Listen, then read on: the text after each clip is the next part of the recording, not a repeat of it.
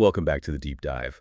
Our mission here is pretty simple. You give us the source material, all the research and articles, and we cut through the noise. We deliver the essential knowledge you need to be, well, truly well-informed. And today we are looking at a number that is just staggering. It really is. 2 million. 2 million devices globally, just silently hijacked. And this isn't some theoretical threat we're talking about, right? Well, And it's not a complex government spy operation. This is a massive, incredibly efficient criminal network. It's co-opted the internet connections in people's homes. it's using your bandwidth, your actual home IP address, to commit fraud, to steal data. And to launch these really powerful cyber attacks against major companies, major institutions. So our sources for this deep dive really peel back the layers on what is, it's a nightmare scenario, and it's all centered on a threat called the Kimwolf Botnet.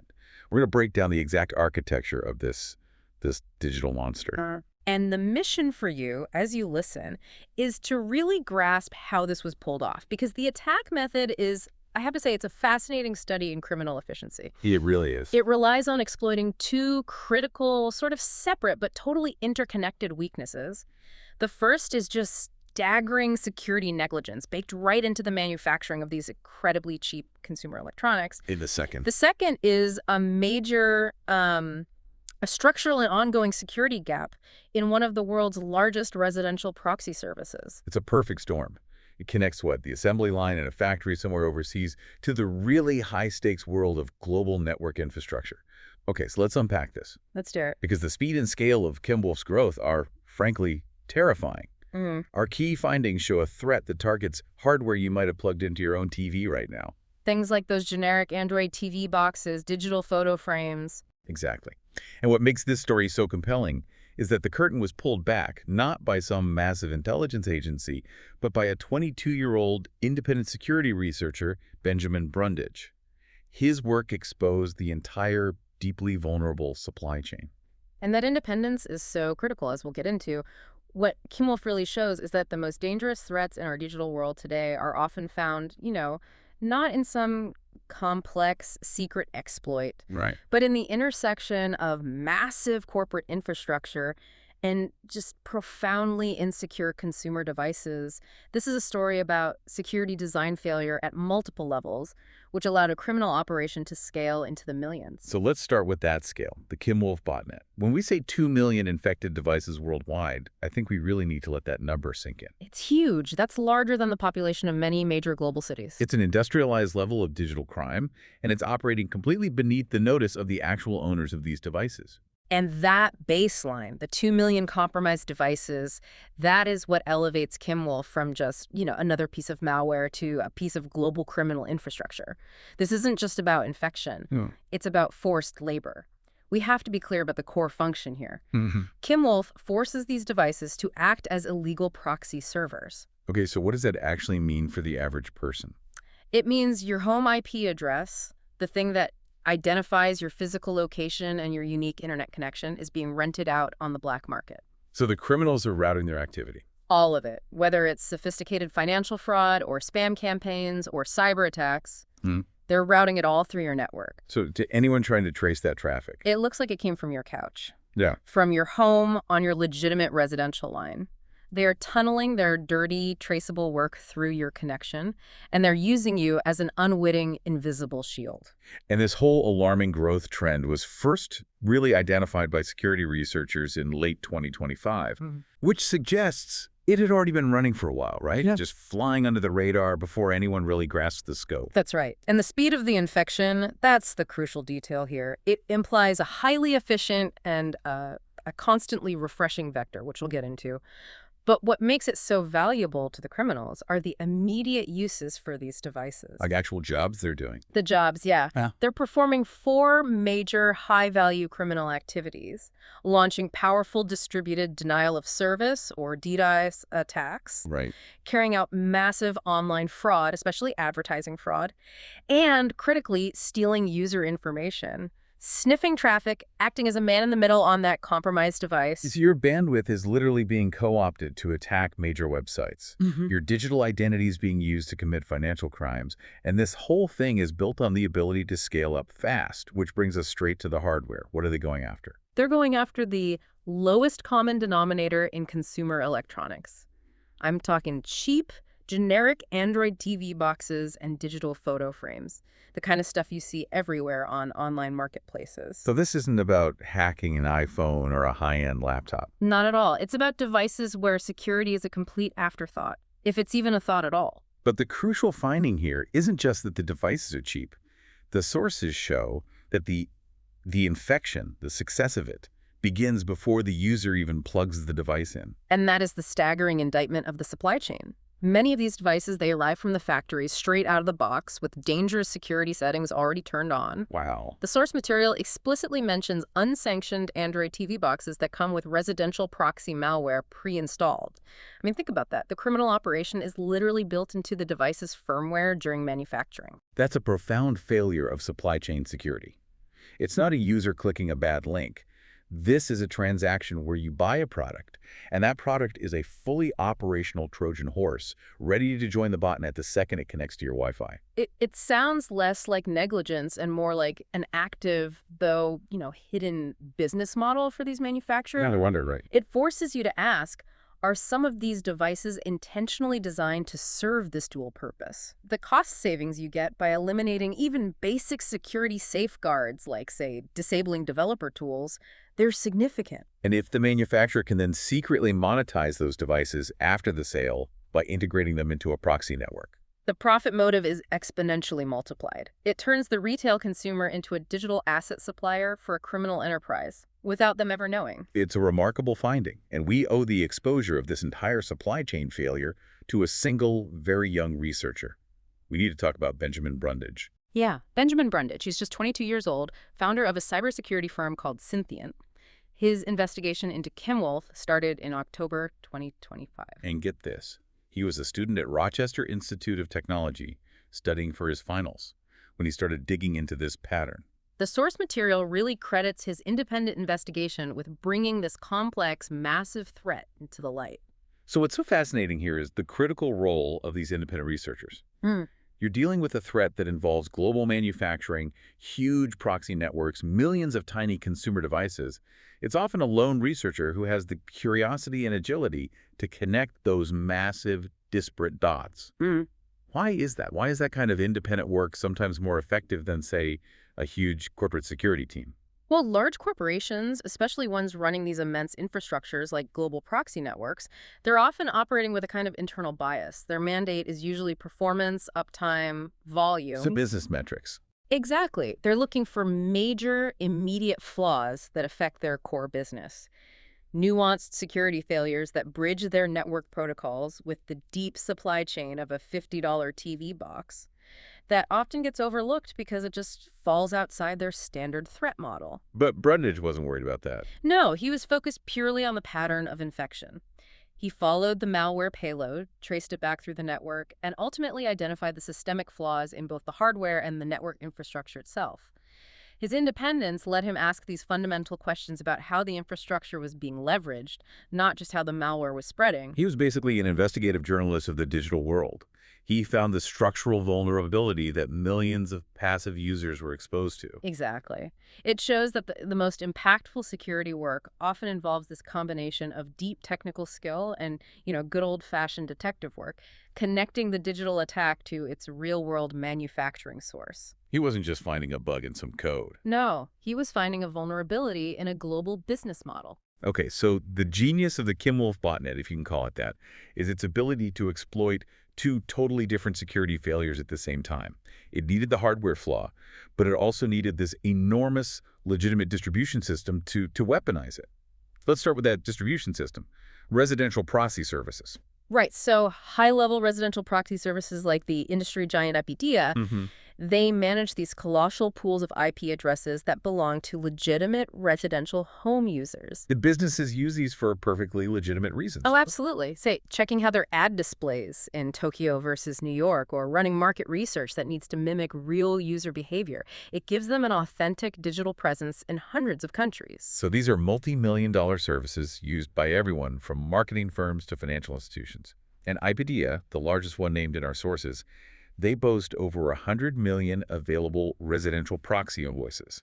That is an immense digital footprint. It is. And that scale is exactly what Kimwolf needed. Now, Brundage's critical finding was that the malware wasn't just randomly infecting devices. It was exploiting a systemic weakness in how these massive proxy services operated. Oh, so He found that attackers could bypass standard safety rules within the network just by altering their DNS settings. This allowed the criminals to access private home networks through the infected proxy devices. It's kind of digital Trojan horse maneuver. that sounds like they're exploiting the very mechanism designed to enable the service. How does changing a DNS setting let you breach a safety rule? Okay, so think of the safety rule as a firewall. It's designed to prevent external connections from talking to other devices on the same home network. That's standard isolation. Right. However, when a new device, what they call a fresh proxy endpoint, joins the proxy network, it first has to establish connectivity and authentication. Brundage found that by manipulating the DNS resolution process, the attackers could exploit this temporary window. A window, while the device was trying to authenticate. Precisely.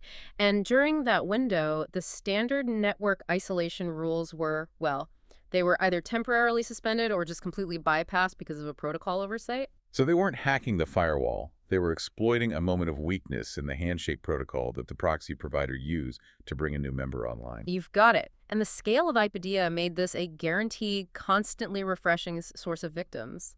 The specific failure was that IPIDEA had left a serious security hole open that allowed criminals to tunnel into people's home networks and plant malware without any authentication barriers at all during that crucial startup phase. Let's use an analogy here because this is the core of the infrastructure failure. If IPIDEA has 100 million addresses and they're constantly adding new ones, how does this lack of authentication create the perfect entry point? Okay, imagine IPIDEA runs a massive global hotel chain with 100 million rooms. A new guest, a fresh proxy endpoint, signs up. Now, because the hotel wants the guest checked in and operational immediately for efficiency's sake, they don't give them their unique room key right away. Instead, for the first 5 minutes while the system processes the paperwork, they hand them a temporary digital master key. Yeah, I know. A master key that opens all the internal doors and bypasses the main security desk. That's a disaster waiting to happen. It is. And the Kimwolf operators are sitting outside, constantly watching the list of new guests joining this hotel. They see a new IP address pop up, and they know they have a 5-minute window to use that temporary master key, that unauthenticated tunnel, to slip into the guest's room, install their surveillance equipment, and lock down the door for themselves. And once the 5 minutes are up? It's too late. The damage is done. The criminal has full control. This systemic lack of authentication on fresh endpoints, driven by the need for massive scale and speed, it turned IPIDEA's legitimate network into Kimwolf's greatest weapon. That raises a huge question about security responsibility. I mean, given that this flaw enabled the entire 2 million device botnet, doesn't the primary responsibility for this attack infrastructure fall on IPIDEA for just neglecting that fundamental step? If we connect this to the bigger picture, then, well, yes. The scale of the risk is directly proportional to the size of the infrastructure. For a huge provider like IPIDEA, their business model relies on rapid onboarding. But security has to be prioritized over speed. It has to be. When you manage a pool of 100 million potential points of access, failing to mandate robust authentication before allowing any external command, it means you are actively facilitating large-scale criminal access. This failure essentially allowed the Kimwolf operators to tap into this inexhaustible, constantly refreshing stream of unprotected devices. So that's the infrastructure side. Now let's talk about the second critical piece, the device flaw, Android Debug Bridge, or ADB. This is where the cheap hardware comes back into play. ADB is the ultimate enabler for the attackers. So many of these unofficial low-cost TV boxes come pre-installed with malware, that's strike one. Right. But they also have this powerful developer utility called Android Debug Bridge, which is meant for engineers to test and troubleshoot. And crucially, our sources confirm this feature just remains turned on, it's enabled, when these products are sold to consumers. Why is having ADB enabled such a profound security failure for a regular consumer device? Because ADB is not a consumer feature, it's a root-level diagnostic tool. If ADB is enabled, it means any entity, a legitimate developer or a criminal who's tunneled in through that IPIDEA vulnerability, can take complete, unchallenged super-user control of that Android device with a very simple command. Super user access is basically God mode on the device. It bypasses the Android operating system's whole security model, which is designed to keep apps isolated and protect the core system. Correct. It means the attacker can install persistent rootkits, modify firmware, steal your application data, monitor all your network traffic. It turns the device from a passive little streaming box into an active, weaponized spy device. The manufacturer left the master key, ADB, not just under the mat, but fully visible, unlocked, and actively listening for commands. This combination, The IPIDEA tunnel giving them network access. and the enabled AVB giving them root control. That is the reason Kimwolf scaled to 2 million so quickly. It's security negligence compounded by infrastructural failure. So we have the vulnerability identify, the open proxy tunnel via IPIDEA, and the open master key, ADB, on the target device. Now let's get into the specifics of the actual attack.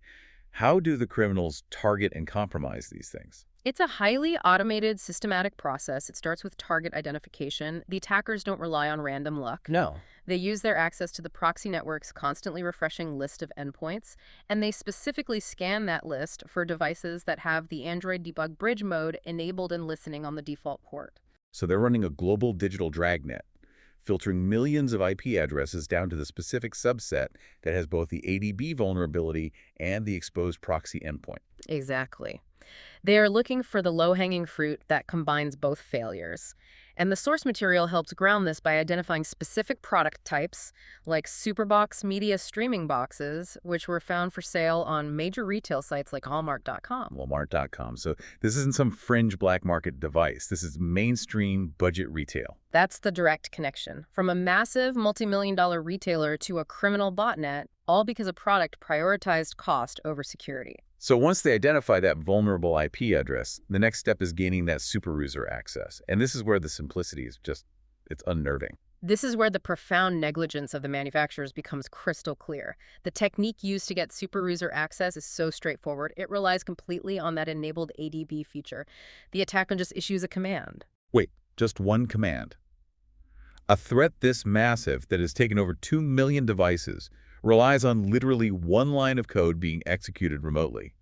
That seems impossibly negligent. It is the ultimate security shortcut. The attacker issues the command to connect to the device over the network, and because ADB is enabled and listening, the device just accepts the connection. It grants root-level privileges. The exact command, which really brings the attack to life, is abconnect-device-IP.5555. That's it. That simple line. No sophisticated cracking, no buffer overflows, no complex phishing. Just point, connect, and you have the keys to the entire device. The device IP is the residential address they found from the IPIDEA scan, and 55555 is the standard, widely known port for ADB. It functions as a universally known master key. The complexity wasn't in picking the lock. It was in finding the 2 million doors that negligently left the master key in the lock. The doors being the ADB-enabled devices exposed via the proxy service. Once they execute that command, they have full super user access. And that gives them the ability to deploy their payload and, I assume, make sure they can't be kicked out. Ensure persistence, yes. Once they're inside, they have control, and now they drop the primary malware payload. How's that delivered? They use their new root access to direct the compromised systems to visit a specific web address. It effectively downloads and executes the malicious files. But the sources revealed a unique, a really fascinating operational security detail here. Huh. The systems require a specific passphrase to unlock the malicious download itself. A digital secret handshake. Yeah. So they're making sure that only their deployed systems are downloading the active components? That's interesting tradecraft. It is. The specific unique passphrase used to unlock the download is Krebs 5 Head Industries. Krebs 5 Head Industries. That is a remarkable level of cheek. It sounds like either a poorly translated operational name or, I don't know, an extremely niche inside joke, maybe mocking the security community. What does a detail like that tell you about the operators? It tells us a few things. First, it confirms the operation has internal naming conventions and a specific deployment protocol. So this isn't a random attack, it's a structured criminal organization. Second, and this is more important for us, it confirms the depth of the research done by Benjamin Brundage. He didn't just see the infection, he saw the actual commands and protocols used by the criminals after they got in. This passphrase, which was highlighted in the coverage by Krebs security analyst Brian Krebs, who Brundage alerted, it served as confirmation that the researcher had successfully seen the inner workings of the Kimwolf distribution architecture. That level of detail is what turns a technical report into a truly compelling story. They were so deep inside the operation, they saw the operator's internal password. And this capability to not just see the network, but to understand the internal deployment mechanisms. That's what allowed Brundage to alert the proxy providers and law enforcement with actionable, verifiable intelligence. So why go through all this effort? Infecting 2 million devices, exploiting these systemic weaknesses, dealing with weird passphrases? The answer, as always, is money. We need to detail the comprehensive industrialized business model that Kimwolf has built on top of these 2 million compromised devices. The purpose of the botnet is pure monetization. These devices are not just sitting idle, they're forced to perform high-value criminal activities across 4 primary vectors. Okay, let's break down the first one. Relaying spam messages. Seems almost old school, but at this scale it must be highly effective. It is. Spam is a numbers game. But it's getting harder and harder to send from known hostile infrastructure, like data centers, because they get blacklisted instantly. Right. By routing spam through 2 million unique residential IP addresses, the spam traffic is cloaked in legitimacy. The recipient's email server sees a message coming from a home connection in, say, suburban England or Germany. It makes it nearly impossible to block with simple IP filtering, which drastically increases the delivery rate for phishing or malware distribution. Okay, the second function. Committing advertising fraud. This is a massive, multi-billion-dollar problem where botnets are used to generate fake clicks and impressions, stealing money from advertisers. And this is where that residential IP address is gold. Ad fraud detection systems, they look for behavior anomalies, hundreds of clicks from the same cloud IP, for example. But Kimwolf devices mimic real user behavior because they are real user connections. An attacker can direct a compromised superbox to click on specific ads, simulating genuine user interest from a legitimate home network. So the fraudulent activity is virtually undetectable by standard metrics. They generate clean, fraudulent traffic that passes inspection. Third, they attempt account takeovers. Yeah. Using the compromised devices to launch massive credential stuffing or brute force attacks against popular services. Same principle applies. If a criminal tries to log into 10,000 different bank accounts from a single IP, they're blocked immediately. But if those 10,000 attempts are distributed across the 2 million residential IPs in the Kimwolf network, each individual IP might only send a few requests. So to the bank security system, it just looks like a few clumsy users making mistakes. Exactly. Not a coordinated large-scale attack. This distribution dramatically lowers the risk for the attacker and increases their takeover success rate. And fourth, and maybe the most destructive, is participating in distributed denial of service, DDoS attacks. This is their industrial strength. A DDoS attack tries to overwhelm a target server with such a flood of fake traffic that it just buckles and crashes, taking the website offline.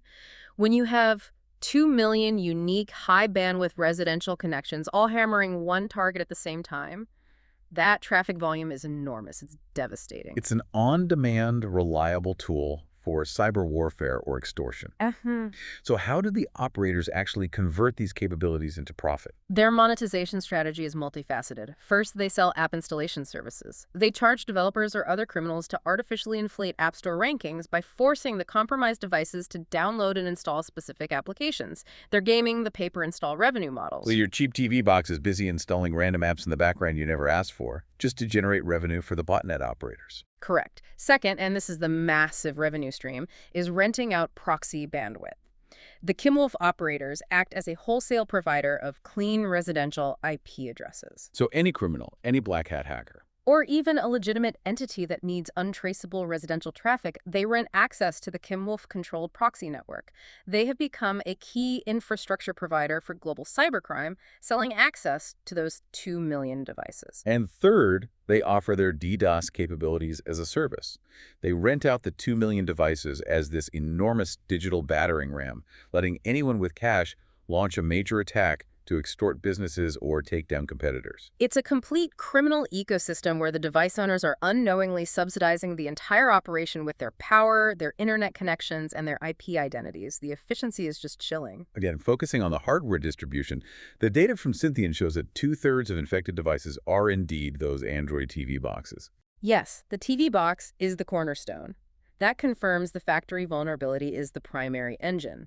But the remaining infections are spread across digital photo frames and also mobile phones running hidden proxy apps. So that indicates that while the factory flaw is the most scalable way in, The operators are actively diversifying their targets. To increase resilience and reach, yeah. Speaking of resilience, what happens when security pros or service providers try to shut this down?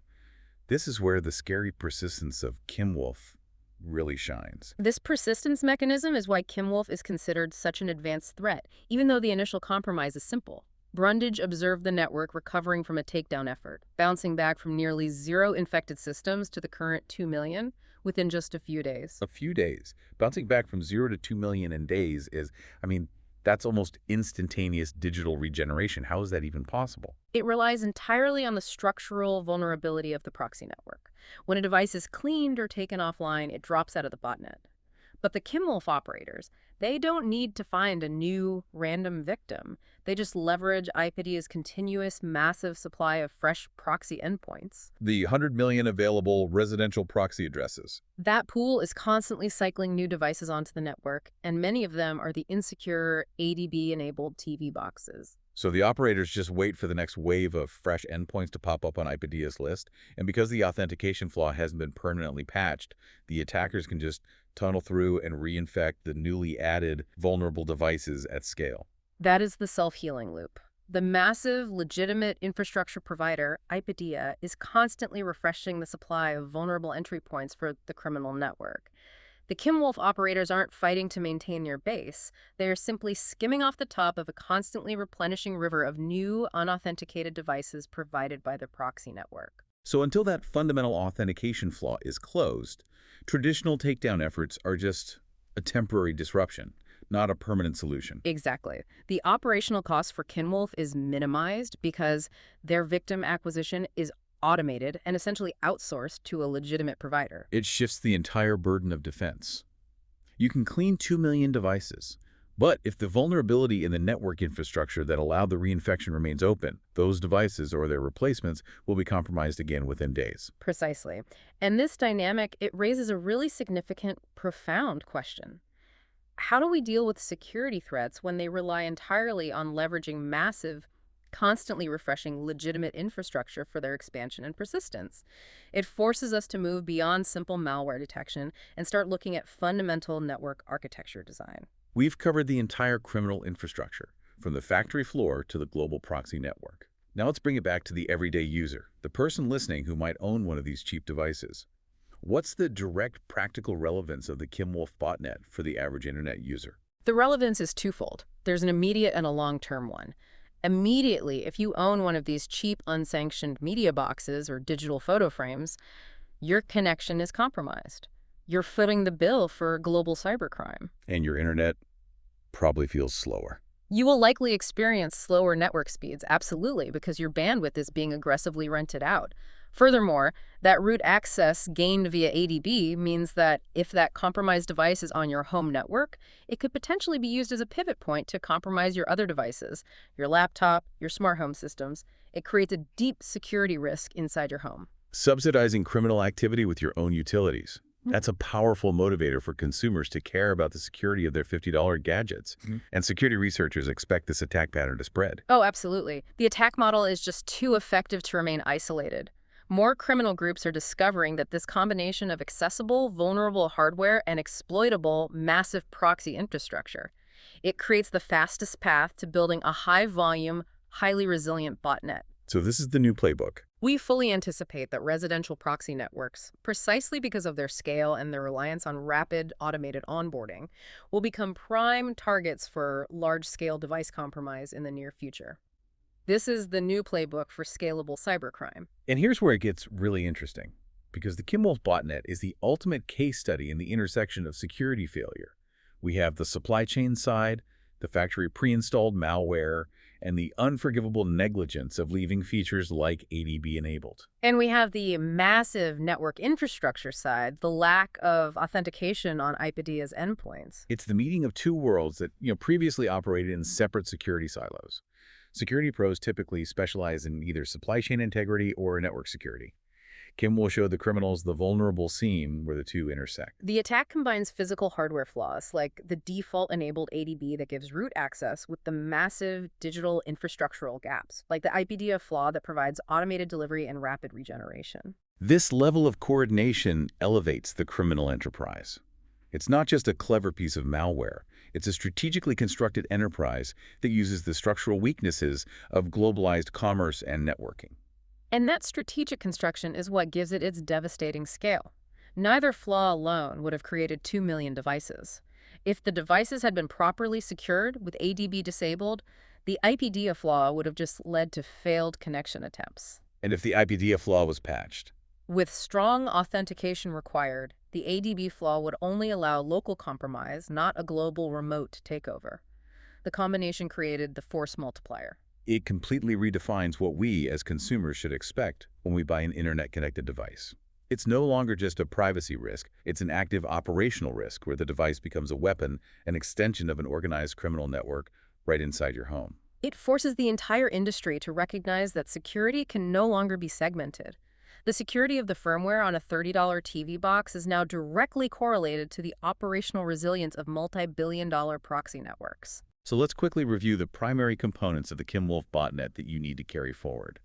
We are talking about 2 million devices, mostly Android TV boxes, that have been turned into illegal proxy nodes for hire. And the critical vulnerabilities are twofold. The enabled Android Debug Bridge, or ADB, which gives root control on the cheap hardware. And the profound authentication gap in IPIDEA's vast residential proxy network, which provides the access and, critically, the regeneration mechanism. The business model is a comprehensive, industrial-scale criminal platform, monetizing through proxy rental, DDoS attack services, and advertising fraud.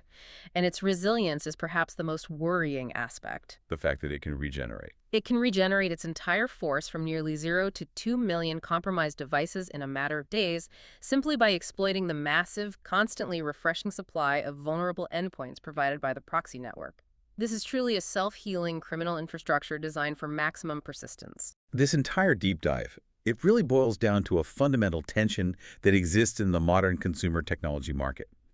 The attack spreads, and it thrives because of two dominant factors. Default security settings that prioritize quick, cheap deployment for the manufacturer over the absolute safety of the consumer. And the relentless consumer demand for the cheapest possible hardware. Which leaves us with a final provocative thought for you to carry forward and consider. If an internet-connected device is manufactured to prioritize low-cost and quick deployment over fundamental security by leaving developer keys open or even installing malicious code on the factory floor, how much digital risk are consumers inadvertently welcoming into their private networks? And fundamentally, when systemic failures combine hardware negligence and network oversight, who ultimately bears the responsibility for those factory-fresh vulnerabilities? Is it the consumer who selects the cheapest option, the massive retailer who sells it, the manufacturer who installed the flaw, or is it the global network provider whose multi-million-dollar infrastructure is weaponized because they failed to mandate basic authentication? Food for thought indeed. That's it for this deep dive.